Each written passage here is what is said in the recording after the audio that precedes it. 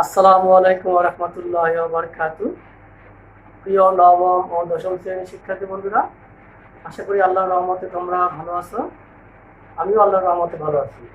প্রিয় শিক্ষার্থী বন্ধুরা, আমরা গত ক্লাসগুলোতে পার্ট 1, পার্ট 2, পার্ট 3 তে রাইট ফর্ম অফ ভার্বের কিছু রুলস সম্পর্কে জেনে নিয়েছি। আজকে পার্ট 4 এ সেই রুলসগুলোকে ব্যবহার করে একটি অনুশীলনের মাধ্যমে কিভাবে রাইট ফর্ম অফ ভার্ব লিখতে হয় সে সম্পর্কে জেনে নেব। চলো বন্ধুরা, আমরা সে সম্পর্কে জেনে নেব। বন্ধুরা, এখানে একটি ফিল ইন দ্য গ্যাপস আছে, যেখানে 10টি গ্যাপস দেওয়া আছে। একটা টাচ ভার্বের কিছু ভার্ব দেওয়া আছে। সেই ভার্বগুলোকে ব্যবহার করে সেই ভার্বগুলোকে উপযুক্ত জায়গায় আমরা সেই রুলসগুলো ব্যবহার করে উপযুক্ত জায়গায় বসানোর চেষ্টা করব। তো বন্ধুরা, আমরা যখন একটা ফিল ইন দ্য গ্যাপস করবো, একটা প্রশ্নকে আমরা সলিউশন করব, প্রথমে আমরা দেখবো যে প্রশ্নটি এই রাইট ফর্ম ভার্বের যে সেন্টেন্সগুলো আছে সেই সেন্টেন্সগুলো বেসিক্যালি কোন ফর্মে আছে, মানে কোন টেন্সের মাধ্যমে এটি করা হয়েছে। আমরা এই বিষয়টা যদি আমরা পড়ি, বিষয়টা সম্পর্কে জানতে বুঝতে পারবো যে বিষয়টা কি আসলে বর্তমানকে নির্দেশ করে, না ভবিষ্যৎকে নির্দেশ করে, না অতীতকে নির্দেশ করে। আমরা সেই সেন্টেন্সগুলো যদি একবার পড়ি, তাহলে আমরা বুঝতে পারবো যে এটা কোন টেন্সের মধ্যে পড়ে। তাহলে এখানে বিষয়টা হলো child labour has internationally by the UN. Child labour যেহেতু এটা সমসাময়িক বর্তমান বিষয় নিয়ে আলোচনা করা হয়েছে।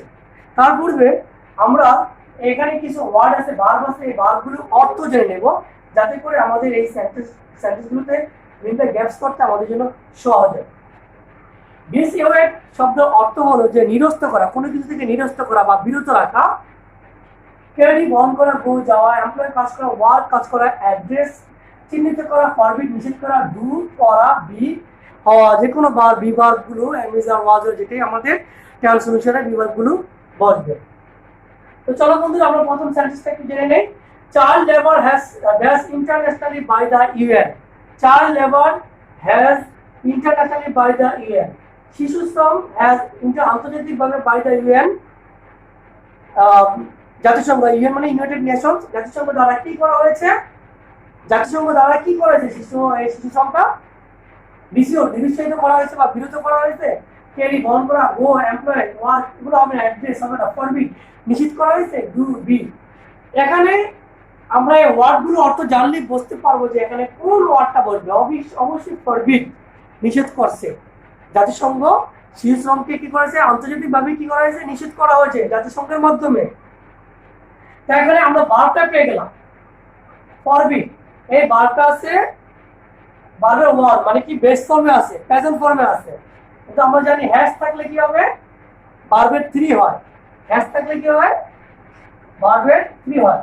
তাহলে এখানে ফরবিট নিয়ম অনুযায়ী কি বসবে, নিয়ম অনুযায়ী ফরবিডেন হবে। কি লিখতে পারি, ফরবিডেন। এখন আনসারটা কি ফরবিডেন হবে কিনা, হ্যাজ প্লাস ভার্বের 3 ফরবিডেন হবে কিনা। যদি আমি এভাবে হ্যাজ প্লাস ভার্বের 3 নিয়ম অনুযায়ী লিখে দিয়ে আসি, আমার এই সেন্টেন্সটাতে যদি আমি ফরবিডেন লিখি, এটা আমার হবে কিনা একটু মাথায় রাখতে হবে। আমি আমার ধারণা অনুযায়ী এটা কি হবে না। কেন হবে না, যেহেতু এই সেন্টেন্সটা আছে আমার প্যাসিভ ফর্মে, সহজ অর্থে লেখা আছে, বাই লেখা আছে। বাই থাকলে আমরা বুঝতে পারি সহজেই যে এটা একটা প্যাসিভ ফর্মে লেখা আছে। তাহলে child labour has just internationally by the UN, তাহলে প্যাসিভ ফর্ম। যদি আমার অ্যাক্টিভ ভয়েসে হ্যাজ প্লাস ভার্বের 3 হয়, অ্যাক্টিভ ভয়েসে হ্যাজ প্লাস ভার্বের 3 হয়, তাহলে প্যাসিভ ফর্মে কি হয়, অবশ্যই আমরা শিখেছি হ্যাজ বিন প্লাস ভার্বের 3, হ্যাজ বিন প্লাস ভার্বের 3, প্যাসিভ ফর্মে হ্যাজ বিন প্লাস ভার্বের 3। এটা আমরা 8, 9, 10 অবশ্যই এই ক্লাসগুলোতে আমরা অ্যাক্টিভ থেকে প্যাসিভ ভয়েস সম্পর্কে আমরা জেনেছি। তাহলে আমার আনসারটা কি হবে না, হ্যাজ প্লাস ভার্বের 3 হবে না, হবে কি হ্যাজ বিন প্লাস ভার্বের 3। তাহলে আমরা কি লিখতে পারি, যেহেতু আমার হ্যাজ অবশ্যই আছে, আমরা লিখতে পারি বিন, ফরবিডেন।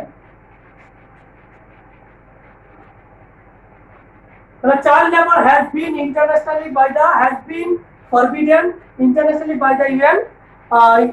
জাতিসংঘ দ্বারা শিশু শ্রম কি করেছে, নিষেধ করা হয়েছে। শিশু শ্রম নিষেধ করা আন্তর্জাতিকভাবে কি নিষেধ করা হয়েছে। দ্বিতীয়টা, to make a child the work that is suitable for a man is punishable. কি বলা হয়েছে এখানে? টু মেক এ চাইল্ড, যদি কোনো টু মেক এ চাইল্ড, শিশুকে যদি আমরা কি করাই, দ্য ওয়ার্ক, কাজ করাই, শিশুদেরকে যদি আমরা কাজ করাই, that is suitable for a man, ওই লোকটার জন্য উপযুক্ত, ইজ পানিশেবল, তার জন্য দণ্ড উপযুক্ত, তার জন্য কি দণ্ড উপযুক্ত। তাহলে আমরা to make a child the work, কাজ করাই, করা, তাহলে কি হবে? ডু হবে। সব কি ক্যারি, গো, হোম, এগুলো আমার বসবে না। আমি অর্থগুলো এখানে চিন্তা করলে বুঝতে হবে যে এখানে কি হবে। আমি ক্যারি দ্য ওয়ার্ক অবশ্যই হবে না, গো দ্য ওয়ার্ক হবে না, employ the work, employ work তো হবেই না, অ্যাড্রেস দ্য ওয়ার্ক অবশ্যই না, তাহলে কি ডু দ্য ওয়ার্ক। তাহলে আমি কি আনসারটা ডু লিখতে পারি? ডু লিখলে কি আমার আনসারটা হয়? যেহেতু আমার এই সেন্টেন্সটা বর্তমান নির্দেশ করে, চাইল্ড লেবার বর্তমান নির্দেশ করে, তাহলে আমি বর্তমান যেহেতু নির্দেশ, তাহলে প্রেজেন্ট ফর্মে হবে। তাহলে প্রেজেন্ট ফর্মে কি আমি ডু লিখতে পারি কিনা? যদি ডু লিখি তাহলে আমার সেন্টেন্সটা হবে, মানে এই ভাবটা কি আমার হচ্ছে কিনা। আমি লিখি a child do the work, obviously হবে না। কেন হবে না? যেহেতু এ চাইল্ড, যখন এ এন এগুলো থাকে তাহলে বুঝতে হবে থার্ড পারসন সিঙ্গুলারের কথা বলা হয়েছে, এ চাইল্ড। তাহলে সাবজেক্ট যদি থার্ড পারসন সিঙ্গুলার নাম্বার হয় তাহলে ভার্বের শেষে এস বা ইয়েস যুক্ত হবে। তাহলে আমরা কি লিখবো এখানে? ডাজ লিখবো, ডাজ লিখবো। তাহলে to make a child does the work that is suitable for a man is punishable. যদি কোনো ব্যক্তি কোনো শিশুকে দিয়ে কাজ করায় তাহলে তার জন্য উপযুক্ত হলো কি? দণ্ডনীয়, তার জন্য কি? দণ্ডনীয়। Yet in the third world countries the number of child labor that's up day by day. এখনো in the third world countries, তৃতীয় বিশ্বের দেশগুলোতে the number of child labor, অধিকাংশ শিশু শ্রমদের দিয়ে কি করা হয়? আপ ডে বাই ডে, একটা ব্যাপক সংখ্যক শিশু শ্রম কি দিন দিন বৃদ্ধি, মানে কি হচ্ছে? Day by day. আমরা একটু বুঝে নেবো এখানে, একটা না লিখার আগে আমরা একটু বুঝে নেবো যে এখানে carry up day by day, go up day by day, employ day by day, work, address, forbid. আমার কাছে মনে হচ্ছে যে এখানে যদি আমরা যেহেতু বৃদ্ধি পাচ্ছে ইংরেজির ইনক্রিজ, আমাদের এখানে ইনক্রিজ শব্দটা আর এখানে নাই। যদি আমরা বলি গো আপ, গো আপ মানে কি? বৃদ্ধি পাওয়া, গো আপ মানে কি? বৃদ্ধি পাওয়া। আর এখানে বলা হয়েছে যে এখনো in the third world countries the number of child labour dash up day by day, মানে বৃদ্ধি পাচ্ছে। যখন পাচ্ছে বলা হয় তাহলে কন্টিনিউয়াস হয়ে গেল, তাহলে অবশ্যই এটা আমাকে কন্টিনিউয়াসলি ব্যবহার করতে হবে। আমি গো পাইলাম, তাহলে আমি যদি গো আপ লিখি তাহলে আমার সেন্টেন্সটা সঠিক হচ্ছে না, বা আমার ভার্বটাকে সঠিক আমি লিখতে পারতেছি না। তো সেক্ষেত্রে আমাকে এটা কন্টিনিউয়াস ব্যবহার করতে হবে। তাহলে third world countries the number of child labour, the number of child labour কি হবে? Is going up day by day, is going up day by day, দিন দিন এটার সংখ্যাটা কি? বৃদ্ধি পাচ্ছে। Bangladesh just one of those countries, Bangladesh one of those countries, ওই দেশগুলোর মধ্যে বাংলাদেশে একটি। তাহলে এখানে বাংলাদেশ, এখানে একটা ভার্ব ব্যবহার করবো। আমি কি অ্যাসিউড ডিসিউড লিখতে পারি, বিরত, ক্যারি লিখতে পারি, গো লিখতে পারি, এমপ্লয় ওয়ার্ক লিখতে পারি না, অ্যাড্রেস লিখতে পারি না, ফরবিট লিখতে পারি না। সহজভাবে বোঝাচ্ছে এখানে এটা একটা বিভাগ ব্যবহৃত হবে। তাহলে এখানে বিভাগটা কি ব্যবহৃত হবে? কারণ আমরা আগেই বলেছি এটা একটা প্রেজেন্ট ফর্মে আছে, এই সেন্টেন্সটা প্রেজেন্ট টেন্সে আছে। সো আমরা সেখানে বেসিক্যালি এখানে ইজ অথবা আর ব্যবহার করতে পারি। আর বাংলাদেশের ক্ষেত্রে আমরা আর ব্যবহার করবো না, বাংলাদেশ আর লিখবো না, আমরা লিখবো Bangladesh is one of those countries. তাহলে কি লিখবো আমরা? এখানে ইজ লিখবো, Bangladesh is one of those countries. বাংলাদেশে কি ওই দেশগুলোর মধ্যে একটি। যদিও গভর্নমেন্ট ইজ কমিটেড বা প্রতিজ্ঞাবদ্ধ, বা যেটা কথা দিয়েছিল যে গভর্নমেন্ট ইজ কমিটেড, প্রতিজ্ঞাবদ্ধ to reach people to engage children in labours work, things are not so easy. Reach people কি করা হয়েছে? যদিও সরকার is committed to reach people, মানে ধনী লোকদেরকে কি করতে বলা হয়েছে? বারণ করছে, বিরত রাখতে বলছে, স্বাভাবিক বিষয়। ওয়ার কাজ করতে বলছে, ক্যারি করতে বলছে না, ডিসউইট বলছে, বারণ করেছে বা বিরত রাখতে বলেছে। পিপল টু এঙ্গেজ, অন্তর্ভুক্ত করতে, চিলড্রেন, শিশুদেরকে, ইন লেবারাস ওয়ার্ক, কষ্টসাধ্য কাজে, things are not so easy, but এটা থিংস আর নট, কিন্তু এটা কি বেশি সহজ নয়। তাহলে আমি এখানে বারটা পেয়ে গেলাম কি ডিজিট পেলাম, ডিজিট হলো বারবার ওয়ান। তাহলে এখানে আমি এখানে বারটা কোন ফর্ম লিখবো, কি লিখবো? এখানে আমার লেখার আগে দেখতে হবে আমার এখানে পূর্বে কি মিন করছে, টু। আমরা জানি প্রিপোজিশন টু এর পরে সবসময় বার্গার ওয়ান হয়, সহজ বিষয়। আমরা পরে আসছি টু এর পরে কি বলছে, বার্গার ওয়ান হয়। তাহলে আমরা এখানে দিস আউট লিখবো, দিস আউট লিখবো। The government is committed to dissuade rich people to engage children in laborious work. Things are not so easy. Then poverty is the first impediment in this field. Poverty, দরিদ্রতা, the first, প্রথম impediment মানে অন্তরায় বা প্রতিবন্ধক in this field, এই ক্ষেত্রে দরিদ্রতা হলো একটা অন্তরায়। তাহলে এখানে আমরা কি লিখতে পারি? poverty, that's the first. poverty, work, employee, address অবশ্যই লিখতে পারি না, ক্যারি লিখতে পারি না। স্বাভাবিক নিয়মে বোঝা যাচ্ছে এখানে একটা বিভাগ ব্যবহৃত হবে। আমরা যদি এই ভার্বগুলো এখানে একটা একটা করে এখানে বসাই, তাহলে আমার কোনো ভার্বটা এখানে আসে না, এখানে কোনো ভার্বের সাথে আমার এখানে ম্যাচ হচ্ছে না। তাহলে স্বাভাবিকভাবে এখানে একটা বিভাগ ব্যবহৃত হবে। এখন বিভাগ ব্যবহৃত হবে স্বাভাবিক, আমরা জানি যে এটা প্রেজেন্ট ফর্মে। তাহলে আমরা এখানে পভার্টির ক্ষেত্রে আমরা আর লিখতে পারি না, আমরা ইজ লিখতে পারি। Poverty is the first impediment in this field. দরিদ্রতা হলো এই ক্ষেত্রে একটি অন্তরায় বা প্রতিবন্ধকতা। The poor parents গরিব পিতামাতাগুলো কি চায়? ওয়ান চায় টু গেট পেতে এডিশনাল আর্নিং, অতিরিক্ত কিছু উপার্জন চায় by dash their children in work, তাদের বাচ্চাদের কাজে দিয়ে কিছু অতিরিক্ত উপার্জন চায়। তাহলে এখানে কি করতে হবে? বাই কিসের মাধ্যমে? ওয়ার্কিং, কাজের মাধ্যমে বা এমপ্লয়িং। এখন আমরা যখন কোনো কাজ করি তাহলে কোথাও নিয়োগ প্রাপ্ত হই, সেক্ষেত্রে আমরা সেখানে ওয়ার্কিং না বলে আমরা এমপ্লয়িংটা করি। যখন কাজে নিয়োগ প্রাপ্ত হয়ে কোনো কাজ করি সেটা আমরা এমপ্লয়িং ব্যবহার করে থাকি। আমি এখানে যদি ওয়ার্কিং হলে ওয়ার্ক লিখি সেটা হবে, এমপ্লয় লিখলেও সেটা হবে। এখন একটু খেয়াল রাখতে হবে, আমি কিন্তু প্রত্যেকটা ওয়ার্ড এখানে ব্যবহার করব। যে যদি আমি আর্নিং বাই রেসিউট, এটা আমার আনসার থেকে আমার সঠিক ওয়ার্ডটা হয় কিনা, হয় না।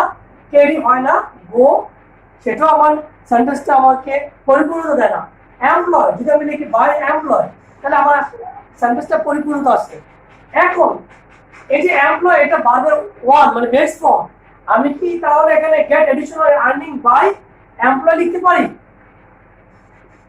এমপ্লয় লিখলে কি আমার এই ভার্বটা কি সঠিক হলো কিনা? না, হবে না। কেন হবে না? আমরা পড়েছি যে যদি প্রিপোজিশন টু থাকে, টু এর পরে ভার্বের ওয়ান হয়, আর বাকি সব প্রিপোজিশনের পরে কি বসবে? ভার্বের শেষে আইএনজি যুক্ত হবে। তাহলে আমরা বাই একটা প্রিপোজিশন, এই বাই এর পরে আমরা কি লিখবো? ভার্ব থাকলে সেই ভার্বের শেষে আইএনজি যুক্ত করবো। তাহলে আমরা কি লিখবো? Employee. The poor parents want to get additional earning by employing their children in work. Many children have different sectors now. Many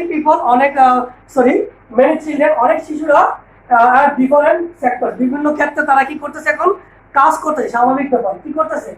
work, কাজ করতেছে, কাজ করে। many children have different sectors, তাহলে এখন কি করতেছে? কাজ করে।